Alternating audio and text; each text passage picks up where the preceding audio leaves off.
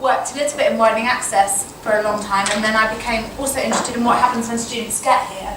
So I worked in learning development, which was essentially teaching students in the UK academic study skills, and I became particularly interested in what was going on there. So I have a real interest in the students and where they're coming from in relation to all of this. And particularly my research is about critical thinking. So I'm going to use some of that today to talk a bit about critical thinking, student voice and student engagement. So critical thinking refers to a diverse set of skills and competencies involving in-depth questioning and academic debate that have come to represent the intellectual mission of higher education institutions, as well as the values and attributes of what it means to be a university graduate. And it's very much kind of part of the furniture in the teaching and learning landscape. But there are considerable debates over what it means, how best to encourage students to do it, if they're doing it at all, and the extent to which it's even valued by institutions, students, and the global graduate labour market. So my research into undergraduate students and critical thinking in the UK found that it's a complex thing that's difficult to measure, and it's difficult to capture the essence of what it might be. And I found particularly that it's a really embodied thing. It matters who's speaking it, or who's writing it, or who's thinking it, and what they're speaking about, and to whom, and where all of this takes place. And that's sort of, so far, so obvious. But the problem is, in policy and in pedagogic discourse, it's often understood as this very simplistic, transparent thing that can be kind of measured and assessed. So, as well as critical thinking, there's another related concept of what it means to be a good student in higher education. And these are often taken for granted as seemingly good, seemingly neutral, teaching and learning vocabulary. And these are kind of student voice and student engagement. And what I want to argue is these kind of hurrah words, I could call buzzwords, they require contextualisation as to who their desirable subject might be and what behaviours and practices they might exclude. So I want to just provide a brief introduction to some of these concepts and ideas, and then offer some opportunity for further discussion about particularly what this might mean in a global context. So student engagement and voice represent a range of activities within higher education that aim to put students at the heart of the system. And it emerges from all sorts of things: legal discourses about citizenship rights of children and young people, political ideas about participation and representation, pedagogical ideas about personalised partnership and student-led learning, and economic notions of being an informed consumer. The notion of student voice is fundamentally about enabling students' opinions and perspectives on aspects of their experience to be heard, for whatever reason, and I would consider voice to be part of a broader sense of student engagement within an institution, or feeling a sense of belonging or connection to its values, pedagogies and practices. However, as Kay describes, the concept of the student voice can be passive and disempowered, governed and operated by the institution rather than by students themselves. So student involvement in structures and systems, like staff-student liaison committees, once highlighted as good practice, is now routine. To such an extent that McFarlane, Bruce, and others have argued that it's lost its power and it's become domesticated, or it's stimulated forms of doing otherwise. So we talked, Simon mentioned that one of the student protests here, and one of the things that the students actually talked about is that they felt that the limits of what they were offered in terms of staff-student liaison, committee student reps, to get their perspective out, it failed them, so they wanted to do something different. So they were aware of those structures, but they felt in order for their voice to be heard, those weren't legitimate anymore. And the student voice literature rarely also explores how speaking up and speaking out is differently located, and often also conflicts with other policy demands. So we talked about the idea of if you're being critical against the product you're buying into, and that was something you said over there, Jamie. The idea as a consumer, you don't want to be too critical of it because it's what you are investing in. And we did a colleague and I worked on student activism and a paper on that, and about the student activist movement here. And we talked about how the students really kind of believed their identity as a consumer or as a producer, evaluator, or however they decided to position themselves. They felt that it provided them, or should provide them, with this kind of powerful voice, but that in order to speak, they were really kind of conflicted to where and who they could and what they could speak about. And there was also a sense in which these students were protesting against the idea of them as consumers. They felt that they were more than that. They didn't just want to speak back as evaluators of a product. They wanted to speak back as a kind of genuine change agents, or as the ability to be critical citizens about their education.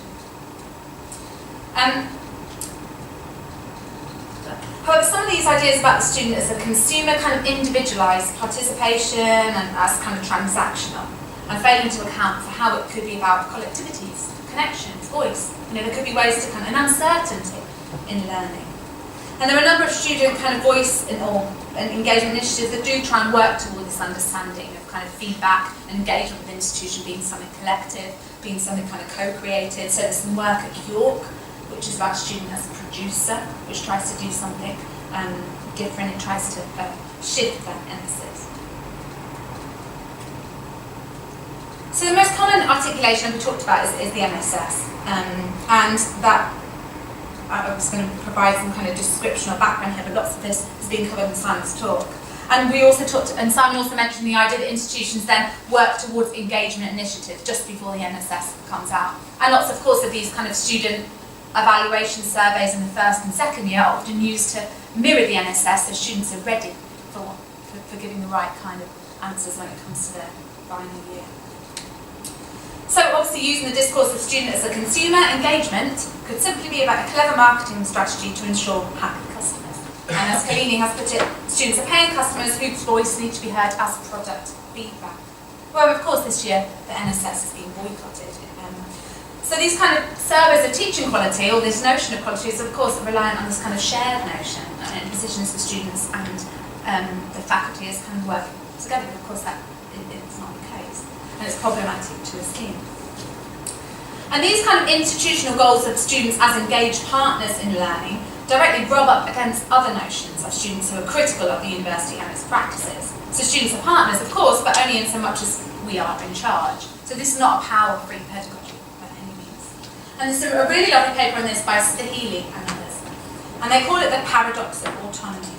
So the idea that universities teach students to be critical, but with a concurrent risk that that critical gaze will then be turned on the institution themselves. So this notion has become particularly important in relation to these anti-fee protests, but also in terms of an institution having a particular politics. Last week and the week before, there's some news reports in the UK about right-wing extremism on campuses. And there was a particular seminar held here about right-wing students on campus. And the idea that it would be symbolically positioned as being extremists and all the kind of difficult politics of that. But in response to that, the Vice-Chancellor sent an email to the campus saying that criticality and critical thinking was this supposed to be kind of politically neutral in some sense. And it kind of position it in that particular way. But criticality or engagement, speaking up or not speaking up, or not writing or not all writing, is always contextually located. Universities are rarely sites of neutral sites of learning and scholarship, and engagement with critical thinking emerges within this as a political space. So what this means is that these kind of ideas about engagement and voice and criticality often become non-performatives. And what I mean by that, they're just kind of empty labels, behind which they have little resemblance to what students genuinely want to say back to their academic lecturers about the value of their learning experience, for example. So not only is engagement and criticality predicated on being engaged or speaking back to the right kinds of things, it's also about embodying the right kind of engaged body. So John Canning, who works over at Brighton, has written a paper recently about student voice, which is worth reading. And he says, some voices are totally unheard. Others are not heard in places where they might inform the university's practices. Others are misunderstood or misinterpreted. And just because a sound is being made doesn't mean that it is of value to the hearer. So what that means, of course, is that to be engaged is shaped by these ideas about who constitutes a legitimate voice in higher education. And Sarah Ahmed highlights for us how through the operations of power within the academy, certain voices make a more acceptable and thus more legitimate noise than others.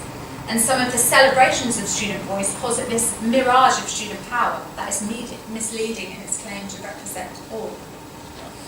And engagement and voice is also often understood as a narrow set of behaviours, such as filling in the NSS or becoming a student rep or turning up to lectures. And Leslie Gourlay talks about the tyranny of participation, where only public and observable forms of behaviour are viewed as legitimate. And of course, ideas about voice sit more easily with humanist notions of the individual and rational agent who has access to their unfiltered self that can always be so woke and always heard and always made visible. So in thinking about engagement, criticality and voice more deeply, this raises questions about how it can be measured, what it might look like, and how can we engage a diverse student body in different ways.